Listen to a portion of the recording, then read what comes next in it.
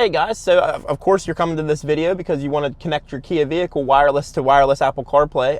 So I'm going to show you guys how to do that. So very simple, easy step. So just unlocking your cell phone, pressing on the screen here, you can see where it says phone.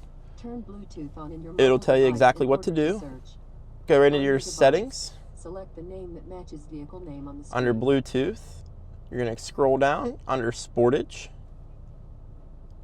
You're going to go ahead and make sure that they match. You're going to hit pair. Also going to hit allow the contacts to favorite to sync. And then as you can see, it'll say connect to Apple CarPlay. You're going to hit connect. It's going to come up on the screen. You're going to press yes.